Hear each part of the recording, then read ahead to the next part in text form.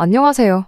대리효도와 효도가 뭔지도 제대로 구분 못하는 남편과 결국 이혼을 하게 되었습니다. 저와 남편은 어릴 적에 한 동네에서 자란 사이였어요. 집안끼리 서로 알고 지내던 사이는 아니었지만 동네가 좁았다 보니 이야기는 몇 번 들어봤던 집이었죠. 게다가 시댁이 당시 동네에서 엄청 유명한 집이었거든요. 다만 좋은 쪽으로 유명한 건 아니었어요. 한동안 동네 사람들 입에 오르내리게 만든 사건이 하나 있었는데 그게 지금은 연락도 되지 않는 남편의 친아버지가 당시 다른 사람과 눈이 맞아서 야반도주를 해버린 사건이었죠. 그냥 바람나서 집 나간 거면 며칠 구설수에 오르내리다 말았을 일인데 문제는 눈이 맞았다는 그 상대방이 다른 사람도 아니고 저희 시어머니의 오촌이모 되는 분이라는 게 문제였죠. 학렬상 시어머니한테 이모이긴 하지만 나이 차이가 5살인가 밖에 나지 않았다고 해요.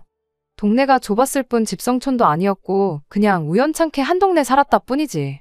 사실 친척 관계라도 시어머니와 그분이 집안끼리도 썩 친한 관계조차 아니었답니다. 시어머니도 남편도 그때의 사건에 대해선 입도 뻥끗하지 않는데도 제가 이 정도까지 알고 있다는 건 당시에도 어렸던 제가 이 정도로 자세하게 기억할 만큼 유명한 사건이었기 때문입니다. 아무튼 그 사건을 계기로 시어머니는 동네 사람들 보기 쪽팔려 어떻게 살겠냐며 어디 먼 동네로 이사를 가게 되었죠. 당시 제가 남편하고 나이차도 있었고 집안끼리도 친한 사이도 아니었다 보니 그렇게 이사를 떠나간 뒤로는 소식도 모르고 살아왔어요. 그런데 성인이 되면서 우연찮은 기회로 재회를 하게 되었던 거죠. 처음에 서로를 알아봤던 것도 아니었고요. 연애 시작 후 그냥 이런저런 이야기하면서 과거에 어느 동네 살았었다 하는 이야기를 나누다가 그때서야 남편 집안이 한 동네에 같이 살았던 그 소문의 집이라는 사실을 알게 되었어요. 저나 남편 두 사람 다 그때의 일은 전혀 개의치 않았습니다. 20년이나 더 지난 일이기도 하고 사실 남편 아버님이 잘못한 거지 시어머니는 따지고 보면 피해자나 마찬가지였잖아요. 게다가 저희 집도 남편네가 이사를 떠나고 얼마 지나지 않아서 더 좋은 환경에서 저를 공부시키겠다는 이유로 서울로 이사를 했어요. 어릴 적에 살았던 그 동네는 더 이상 저희한테는 아무 관련이 없는 동네나 마찬가지였으니 저희가 연애를 하는 데 있어서 그때의 일이 저희 관계에 영향을 주는 일은 없었죠. 아니, 없다고 생각했다는 말이 더 맞는 말이겠네요. 남편과 연애를 시작하고 1년쯤 지났을 때 양가에서 저희가 연애를 하고 있다는 사실을 알게 되었습니다. 저나 남편이나 결혼할 나이이기도 했고 저희 집에서도 제가 연애한다는 걸 알게 되니 이번에는 결혼을 하는 거냐며 알게 모르게 압박을 주기 시작했죠. 마침 그때쯤 남편도 저와 결혼을 하고 싶다는 이야기를 꺼내왔고요. 저도 남편이랑 연애하면서 결혼에 대해서 진지하게 생각해봤던 적도 몇 번 있었다 보니 그렇게 자연스럽게 결혼 준비를 시작했어요. 시어머니도 아들이 결혼한다니 엄청 기뻐하셨는데 문제는 처음 결혼 허락을 받는다고 인사를 드리러 갔던 날 저희가 같은 동네에 살았다는 사실을 알게 된 순간부터 시어머니의 반응이 180도 달라졌습니다. 남편 딴에는 인연도 이런 인연이 없다는 식으로 너스레를 떨면서 꺼낸 말이었는데 시어머니 입장에서는 그때의 그 과거가 동네 사람들 입에 오르내리던 그 시절이 트라우마처럼 남아있었기에 결코 환영을 할 수 없었던 상황이었던 거죠. 저야 워낙 꼬맹이 시절이었으니 그렇다 치더라도 저희 부모님은 시어머니와 같은 세대였고 시어머니 입장에서는 사실관계를 떠나서 당신을 두고 뒤에서 호박씨를 까던 동네 사람들 중에 한 명처럼 느껴졌을 테니까요. 그날 대놓고 이 결혼을 허락 못한다는 식으로 말을 하지는 않으셨지만 저희 집과 사돈을 맺기 꺼려한다는 느낌을 받았어요. 이제 결혼은 물 건너갔구나 그런 생각까지 들었습니다. 연애하는 내내 본인은 아니라고 부정했지만 시어머니를 향한 남편의 애틋함은 남달랐거든요. 어머니가 아버지도 없이 혼자 힘으로 나를 키우는데 엄청 고생하셨다 하는 이야기를 몇 번 했었고 나도 이제 다 컸으니 어머니가 이제 당신 행복을 찾으시면 좋겠다는 식으로 자주 말을 했었어요. 만약에 시어머니가 이 결혼은 허락할 수 없다고 나오면 아마도 남편은 시어머니 뜻을 거스르지 못하겠구나 싶었고 상견례 날짜를 정해야 하는데 도통 날짜를 주지 않았던 시어머니를 보니 제 예상이 어느 정도 맞았구나 싶었어요. 하지만 제 예상을 깨고 남편은 저와의 결혼을 포기하지 않았고 시어머니를 설득해냈습니다. 자식 이기는 부모 없다고 결국 결혼을 허락해 주셨어요. 그렇게 양가 상견례를 하게 되었죠. 상견례 당일 시어머니는 콕 집어서 다른 건 몰라도 그때 당시 같은 동네에 살았던 사람들은 되도록 결혼식에 부르지 않았으면 좋겠다는 식으로 먼저 말을 꺼내왔어요. 저희도 얼마 지나지 않아서 이사를 갔고 아직까지 연락을 하고 지내는 사람들은 없으니 크게 걱정 마시라는 친정어머니의 대답을 듣고 시어머니도 많이 안심하는 눈치였습니다. 상견례 후 친정어머니께서는 시어머니가 제가 같은 동네 살았던 사람이라서 무작정 결혼을 반대하는 건 줄 알았는데 결혼식장에 동네 사람들 다시 만나는 게 싫어서 저랬던 거였구나 하고 다행이라고 하셨죠. 괜히 반대하는 결혼 억지로 시켜서 귀한 딸 시어머니 눈치 보면서 살게 만드는 거 아니냐고 내심 걱정을 하셨다고 하시더라고요. 별거 아닌 이유였지만 어머니 반대에도 끝끝내 결혼 허락을 받아낸 사위도 든든하고 우리 딸 이쁨 받으며 행복하게 사는 일만 남았다고 좋아하셨어요. 그렇게 남편과 결혼을 하게 되었습니다. 친정어머니 말처럼 저도 똑같이 순탄한 결혼 생활을 하게 될 줄 알고 있었어요. 하지만 결혼을 하고 얼마 지나지 않아서부터 그 생각이 틀렸다는 걸 뼈저리게 느끼게 되었습니다. 시어머니 성격이 정말 보통이 아니었거든요. 제가 같은 동네에서 살았던 말았던 시어머니 과거를 알았던 몰랐던 간에 그냥 인간적으로 볼 때 심적인 여유가 전혀 없이 날카롭기만 한 사람이었어요. 오죽하면 남편 아버님이 얼마나 시달렸으면 야반도주까지 하게 되었을지 이해가 된다 싶을 정도였습니다. 운 나쁘게도 마침 눈맞은 상대방이 시어머니의 오촌이 모였을 뿐 그 누구였어도 다른 사람 찾아서 새살림 차릴만도 하다 싶을 정도로 사람을 숨도 못 쉴 정도로 압박하는 그런 능력이 있는 분이셨죠. 어머님과 저 사이에서 중간 역할 하나만큼은 제대로 해줄 거라고 믿었던 남편마저 결혼하고 나니 곧바로 태도를 달리했죠. 시어머니와 저 사이에 무슨 일이 생기거든 무조건 아랫사람인 며느리가 숙이고 들어가는 게 맞다는 식으로 문제를 직면하지 않고 피하려고만 해왔어요. 제가 뭐 대단한 걸 바란 것도 아니었습니다. 자기 어머니 끔찍하게 생각해주는 효자 아들이었다 보니 신혼집도 시댁에서 가까운 곳으로 구했었어요. 그 덕에 일주일에 최소 3번은 시댁에 다녀와야 했고 남편 편하게 들어누워 쉬는 동안에도 저는 시어머니를 대신해 시댁 집안일을 대신 해야 했습니다. 시대가 요즘 같지 않았던 제가 며느리돌이를 하는 게 당연하게 여겨지던 때였다 보니 시댁에 자주 들락거리며 집안일을 해야 했던 것에 불만을 가졌던 건 아닙니다. 다만 시어머니는 제가 좋은 마음으로 도와드려도 단 한 번을 제가 해놓은 결과물을 만족해하는 법이 없으셨죠. 콩으로 매주를 쓴다고 해도 일단 며느리 손길이 닿기만 하면 콩이 아니라 파트로 하는 거라고 잔소리를 늘어놓는 시기였습니다. 시어머니한테서 인정을 받고 싶던 것도 아니었고 칭찬 한마디 안 해주는 게 서운했던 게 아니었죠. 단지 남편이 시어머니가 저렇게 말도 안 되는 걸로 저한테 생트집을 잡고 저를 못살게 굴 때 그때 한 번만 제 편에 서서 어머님께 한마디만 해줬었으면 싶었어요. 정말 별것도 아니었는데 남편은 제가 그런 말을 할 때면 다른 며느리들도 다 하는 건데 뭐가 그렇게 유난이냐. 우리 어머니 같은 시어머니도 따로 없다고 직장 동료 누구 이야기를 하면서 시어머니 모시고 살면서 고된 시집살이를 참는 사람들도 있는데 너 정도면 운 좋은 줄 알라는 식으로 제게 참고 살기를 강요했습니다. 참고 넘어가서 끝날 일이었으면 참았겠죠. 처음에는 저도 참아도 보고 한 귀로 듣고 한 귀로 흘려보려고 해보고 제가 할 수 있는 방법을 총동원했었어요. 하지만 그렇게 하면 할수록 시어머니는 제가 꼬리를 내렸다고 생각하셨던 건지 저에게 더 모질게 굴기 시작했죠. 지성이면 감천이라고 언젠간 제 진심을 알아주지 않겠나 생각하며 최선을 다했지만 그런 마음가짐도 점점 옅어지기 시작했어요. 한때는 그냥 확 이혼을 해버릴까 하는 생각을 가졌던 적도 있었죠. 요즘이야 또 이혼한 게 흠이 아니라고 하지만 그 당시는 사회적 분위기가 전혀 그렇지 않았거든요. 그땐 이미 아이들이 태어난 뒤였다 보니 이혼녀 딱지 달고 애 키우며 받을 주변의 시선도 또 아이들이 견뎌내야 할 주변의 손가락질도 걱정이 돼서 그렇게 할 수가 없었습니다. 그렇게 하루하루가 지나가다 보니 언젠가부턴 상처에 딱지가 생겨 굳은 살이 생기는 것처럼 시어머니 잔소리가 당연하게 느껴져서 상처가 되지도 않았어요. 오히려 저한테 잘해주면 그게 더 걱정스러울 정도였죠. 그렇게 되고 나서부터는 시어머니가 무슨 말을 해도 덤덤하게 받아들일 수 있었고 그리고 아이들이 어느 정도 자라고 나서는 일부러 직장을 구해서 맞벌이 생활을 시작했습니다. 일 핑계로 매일같이 들락날락해야 했던 시댁에도 발길을 최대한 끊기 시작했고요. 불행이라고 해야 할지 다행이라고 해야 할지 당시 남편이 회사에서 간당간당하던 시기라 제가 일하는 걸 막을 수 있는 사람은 아무도 없었습니다. 맞벌이를 시작하면서 저도 바쁜 삶을 살아야 했다 보니 시댁에 관련된 일에 관해선 전부 남편 보고 알아서 하라고 했어요. 남편에게서 경제적으로 독립을 했다. 뭐 그런 거창한 이유 같은 건 하나도 필요 없이 딱 하나 시어머니 때문에 받아야 할 스트레스가 사라지게 된 게 제일 좋았습니다. 다만 맞벌이하면서 경제적으로 조금 숨통이 트이게 되니 남편이 시어머니한테 물심양면적으로 퍼주는 건 열받는 일이긴 했네요.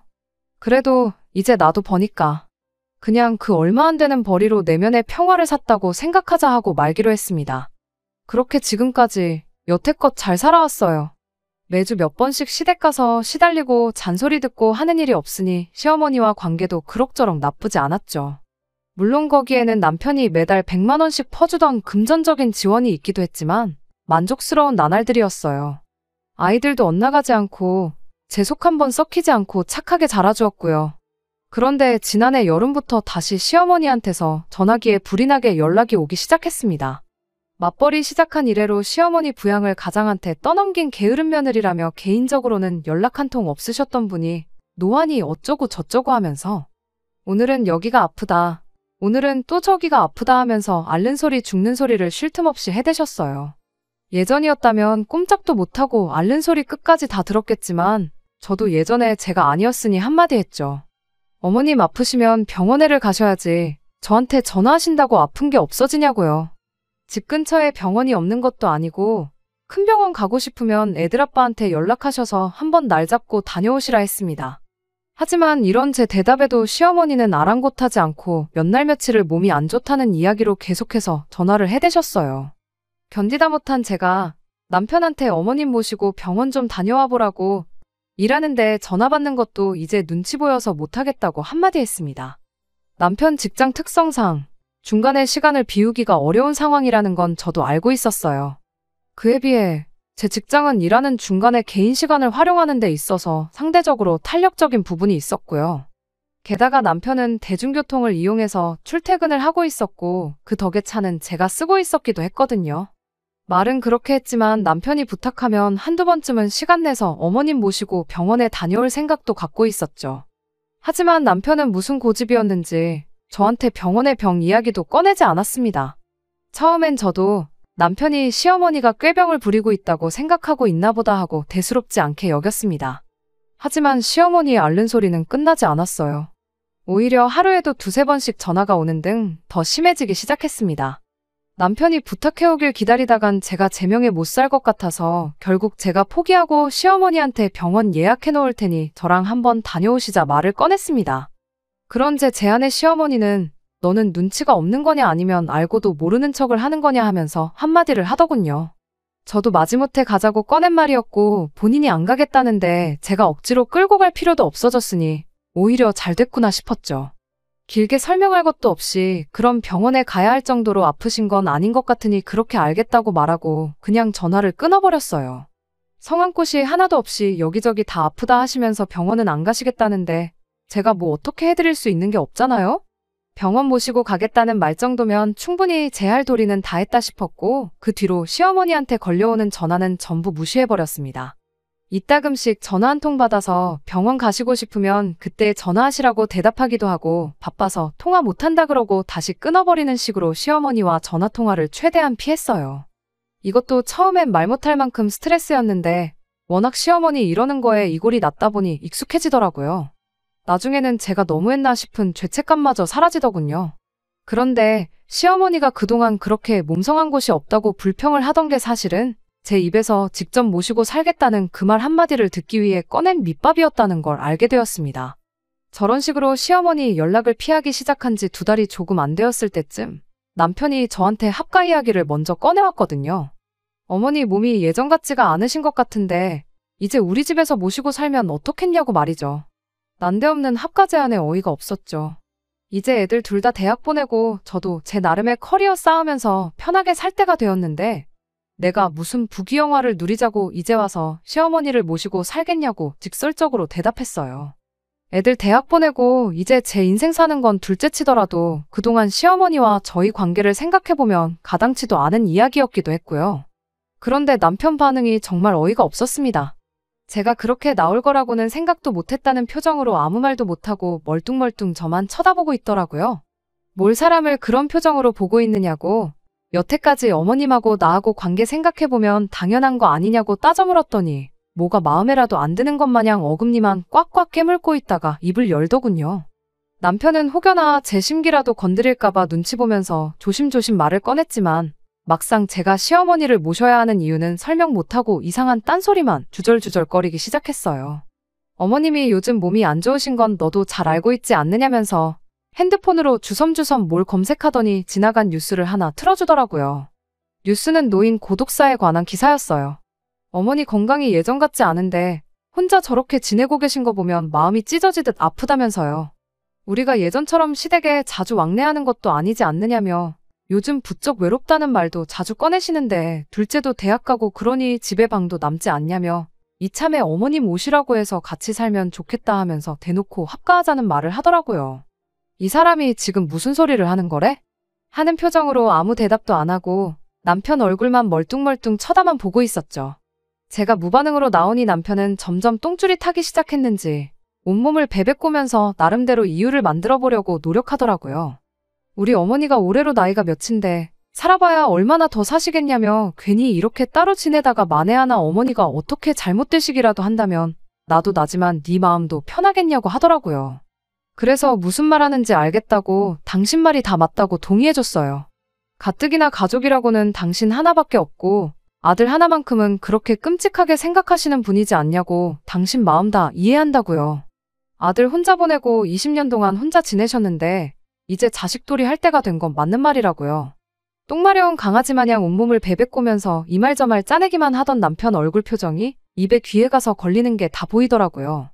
일단 첫째가 내년에는 군대를 가야 할 테니 그 방을 비워서 어머님 쓰라 그러고 애들은 그때까지 한 방을 쓰게 해야겠다면서 짐부터 빼야겠다고 하길래 애들 짐을 왜 빼냐고 당신 짐이나 빼라고 한마디 해줬습니다. 남편이 안방을 비워드리자는 거냐고 그럼 우리는 어디서 자냐고 묻길래 안방을 비우긴 뭘 비우냐고 했죠. 방에 가서 당신 짐이나 빼오라고요.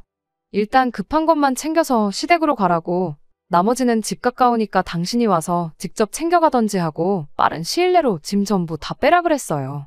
남편이 어머님 모시는데 내 짐을 왜 빼냐고 하길래 어머님 모시고 살고 싶다고 당신이 당신 입으로 말하지 않았냐고 바로 대답해줬네요. 아무리 첫째가 군대를 가도 그렇지 오빠하고 여동생하고 한 방을 쓰게 만드는 게 말이나 되냐고요. 혼자 지내시는 어머님이 걱정되면 당신이 직접 가서 모시면 되는 거 아니냐고.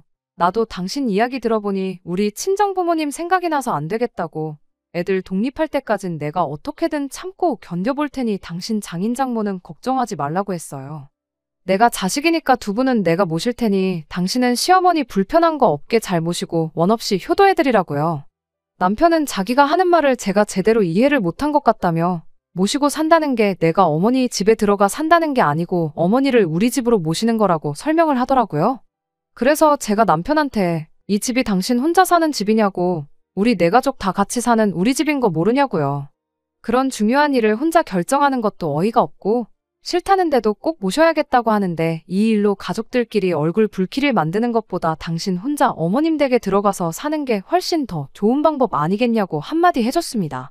남편이 제 말에 꼬투리를 잡더니 그럼 이 집이 네 혼자 집이냐고 애들 의견도 한번 들어보자고 하면서 언성을 높이더니 방에 있던 애들을 거실로 다 불러내는 겁니다. 안방에서 남편하고 이야기를 나누고 있긴 했지만 애들도 눈치가 있으니 무슨 이야기 하는지 대충은 알고 있었을 거예요. 거실에 모이자마자 하나같이 입을 모아서 할머니랑 같이 살고 싶지 않다고 딱 잘라서 말을 해주더군요. 어머님이 그래도 손주인 애들한테는 저한테 하는 거와는 다르게 참 잘해주시긴 했어요. 남편도 그걸 알고 그걸 믿고 애들한테도 의견을 물어보자고 했던 거였겠죠. 다수결로 저를 찍어 누를 수 있다고 믿었나 본데. 잘해주신 건 잘해주신 거고 애들도 커가면서 제가 시어머니한테 어떤 대우를 받으며 지냈는지 그리고 남편이 시댁에 가서 얼마나 아무것도 안 하고 저 혼자만 부려먹었는지 직접 두 눈으로 보고 커왔으니 시어머니를 이 집에 모셔서 함께 살게 된다면 집안 분위기가 말도 못하게 삭막해지겠다는 걸 누구보다 잘 알고 있었습니다. 그리고 뭐 아무리 첫째가 곧 군대를 간다고 해도 2년도 안 되는 짧은 기간인데 방 하나를 시어머니한테 비워주고 아무리 남매라고 해도 20살이 넘었는데 여태껏 따로 방 쓰다가 다 커서 방 하나를 같이 써야 한다는 사실도 엄청 싫었을 거예요. 남편이 할머니 모시고 사는데 불만이 있냐 없냐를 묻기도 전에 딱 잘라서 대답을 해주는데 제 속이 다 후련하더라고요. 남편이 할머니가 니들한테 그동안 얼마나 잘해줬는데 니들이 그럴 수가 있냐며 배은망덕하다고 입에 개거품을 무는데 딸아이가 남편한테 한마디 하더군요. 할머니가 자기들한테 잘해주셨던 만큼 엄마인 저에게도 똑같이 잘해주셨으면 반대 안 했을 거라더라고요. 할머니랑 같이 산다고 해서 아빠가 이 집에서 달라질 건 없지만 엄마는 아니지 않냐고요. 매일 엄마가 할머니한테 시달리면서 살게 뻔한데 그걸 알고도 모시고 살자고 하면 그거야말로 엄마한테 배은망덕한 자식이 되는 거 아니겠냐는데 20살 딸아이 말 한마디에 아무 반박도 못하고 아무 말도 못하는 남편을 보니 정말 그 맛이 깨소금 맛이었네요. 남편한테 애들 생각도 나랑 똑같은 것 같은데 더 이야기할 게 있냐고. 짐 챙기는 거 도와줄 테니까 베란다 가서 가방이나 꺼내오라고 했네요. 세상 다 잃은 표정으로 멍하니 있더니 가방 꺼내오라는 말에 혼자 급발진을 해서는 악담을 쏟아내기 시작하더군요. 너는 안 늙는 줄 아냐. 애들이 뭐를 보고 배우겠냐고. 나중에 너도 똑같이 보살핌이 필요할 때 오늘 일을 후회하게 될 거다 하면서요. 당신 여태 누구랑 대화하고 있었냐고. 어디 혼자서 딴 데 다녀왔냐고 바로 받아쳐줬죠. 당신은 당신 소원대로 시어머니 모시고 나는 친정부모님 모시겠다고 하지 않았냐. 당신이 원하는 대로 자식이 부모 책임지는 모습을 보여줬는데 혼자 딴소리를 하고 있냐고요. 애들 앞에서 이 문제로 나도 더 투닥거리기 싫으니 얼른 가서 짐이나 싸라고 했습니다. 짐 싸는 거라도 도와주려고 했는데 이제 도와줄 마음도 싹 사라졌으니 혼자 하라 그러고 저 혼자 밖으로 나왔습니다. 애들이 같이 가자고 따라 나오려고 했는데 그래도 애들 아빠인데 너무 비참해지지 않을까 싶어서 따라 나오지 말라고 했죠. 저 혼자 밖에 나가서 바람 좀 쐬면서 이런저런 생각을 많이 했어요. 남편이 조금 불쌍하다 싶기도 했지만 또 제가 참고 넘어가 봤자 같은 일로 골머리 썩을 게 뻔한데 그냥 더는 생각하지 않기로 했죠. 그러던 중에 애들한테 전화가 왔어요. 집에 빨리 좀 와야겠다고요. 저 나가자마자 남편도 곧바로 밖에 나갔는데 집에 할머니를 모셔왔다네요. 부랴부랴 집에 들어가 보니 시어머니가 현관문에서부터 저를 아주 잡아먹을 듯이 노려보고 있더군요. 어쩐 일로 오셨냐 물으니 어디 감히 마누라가 남편을 내쫓을 수가 있냐며 다짜고짜 제 머리채를 낚아채더군요. 난데없는 상황에 당황스러웠는데 다행히 애들이 뜯어말려줘서 금방 풀려날 수 있었습니다. 그 와중에도 남편은 지 엄마 뒤에 숨어서 팔짱 끼고 이 상황을 지켜보고 있더군요. 당해도 싼이 당한 거라는 표정을 짓고 있으면서요. 저도 며느리이자 애들 엄마로서 그러면 안 된다는 거 인정하지만 머리채까지 잡힌 마당에 20년 넘는 세월 쌓여왔던 감정이 폭발해서 한마디 했어요. 그럼 뭐 남편을 내 손으로 내쫓을 게 아니라 어머님처럼 제 발로 집 나가게 만들었어야 했었던 거냐고요. 시어머니 잊고 싶은 아픈 기억을 후벼판 건 제가 100번 잘못한 게 맞습니다. 시어머니도 제가 저렇게 나오니 충격이 컸었나 봐요. 어쩔 줄 몰라 하면서 저한테 고래고래 소리 지르다가 너 같은 걸 며느리로 들인 내 잘못이다 외치며 빠른 시일 내로 이혼 서류 작성해 보내줄 테니 마음의 준비나 단단히 하고 있으라고 큰소리치고 남편 데리고 나가셨죠. 한바탕 전쟁통을 방불케 하는 상황을 겪고 나니 온몸에 힘이 쭉 빠지더군요. 애들이 제 편을 들어주면서 괜찮다고 하긴 했지만 여태껏 참고 견뎌온 결혼 생활의 종지부를 이렇게 찍게 되는구나 싶어서 망연자실했습니다. 이혼하는 게 두렵지는 않았습니다. 말 맞다나 재산이야 공평하게 반반 나누면 그만이고 애들도 다 커서 자기 앞가림은 할 수 있는 상황이었고 친정부모님도 계시고 저도 제 직장이 있는데 먹고 사는 걱정은 하나도 되지 않더군요. 다음 날이라도 당장 이혼 서류 작성해서 가져올 줄 알았는데 한 달이 지나도록 남편도 시어머니도 저희 집에 코빼기도 비추지 않았어요. 먼저 연락하고 싶은 마음은 없었기에 아무 때나 가져오라는 심정이었습니다. 차라리 바로 다음 날 왔었으면 저도 다시 고민하고 또 고민해봤을 텐데 한 달이 넘도록 시간을 주니 오히려 차분하게 마음 정리할 여유가 있더라고요. 그래서 저도 이혼을 하는 걸로 완전히 마음을 굳히게 되었죠. 마음 정리하고 일주일이 채 안 되었을 때 퇴근 후에 여느 때처럼 저녁 식사 차려놓고 애들하고 밥 먹고 있는데 현관문 열리는 소리가 들려왔습니다. 남편이었어요. 무슨 일이라도 있었냐는 듯이 자연스럽게 자리에 앉더니 밥을 달라고 하더군요. 아무 말도 안 하고 묵묵히 밥을 다 먹고는 자연스럽게 안방 침대에 들어가서 드러눕는데 이혼 서류를 가져온 것도 아니고 사과를 하는 것도 아니고 뭐 하자는 건가 싶더라고요. 남편한테는 말도 꺼내기 싫어서 시어머니한테 전화해 어머님 아들이 왜 우리 집에 와 있는지 모르겠다고 오셔서 데려가시든지 하셔라 제 할 말만 전하고 전화 끊어버렸습니다. 1분도 안 걸려서 시어머니한테 다시 전화가 왔어요. 저한테 미안하다고 하시더니 이제 할 만큼 하지 않았냐고 하면서 남편과 화해를 하랍니다. 이혼시킨다고 하시더니 왜 이제 와서 말을 바꾸시냐고 나는 내 마음 바꿀 생각이 없다고 말했어요. 어머님은 다 늙어서 효도받아야 할 상황에 당신이 아들 뒷바라지를 해주게 생겼냐고 그냥 원래 살던 대로 혼자서 편하게 지내고 싶으니 이제 와서 남편을 다시 데려가랍니다. 합가하자고 난리칠 땐 언제고 소원대로 합가시켜줬더니 이제 와서 마음을 바꾸시면 어떡하냐. 남편만 혼자 보낸 게 아니라 우리 집에 들어와서 사셨어도 한 달 만에 이렇게 마음을 바꾸셨을 거냐 따지니 아무 말도 못 하시더군요. 합가해서 며느리가 모셔주고 살 줄 알았는데 혼자서는 밥도 못 차려 먹는 아들 뒷바라지 하려니 혹이 하나 생기신 것 같아 그러시냐고 일 없다 말하고 다시 전화 끊었습니다.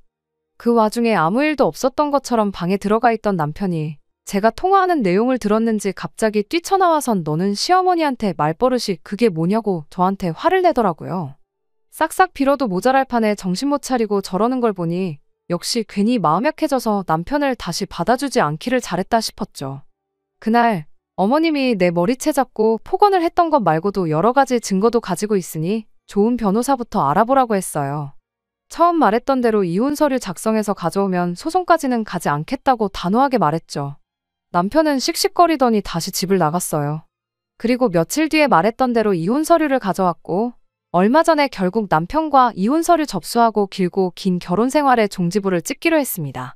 남편이 이혼하고 시댁으로 갔는지 어머님한테 애물단지 취급받다가 시댁에서도 쫓겨났을지는 궁금하지도 않아요. 다만 이혼 서류 접수하려고 만났던 그날 몰골이 아주 말이 아니더군요. 조강지처 말이라도 잘 들었으면 적어도 저렇게 어디 가서 애물단지 취급은 받지 않았을 텐데 싶었어요. 그간 살아온 정이 있으니 저 사람이 어디 가서 밥은 제대로 얻어먹고 다닐지 걱정이 되긴 했는데 마음 굳혔으니 더 이상 신경 쓰지 않으려고 합니다. 저는 충분한 기회를 줬었고 남편은 그걸 제 발로 차고 나갔으니 그 값은 자기가 치러야겠죠. 우리 아들도 군대 다녀와서 몇 년 뒤면 결혼을 하겠다고 하겠죠. 저도 누군가에게는 시어머니가 될 사람입니다만 적어도 제 시어머니 같은 사람만은 되지 말아야겠어요. 이렇게 모든 게 다 끝나고 나니 적어도 제 마음 하나만큼은 홀가분하네요. 끝까지 들어주셔서 감사합니다. 오늘의 사연은 여기까지입니다.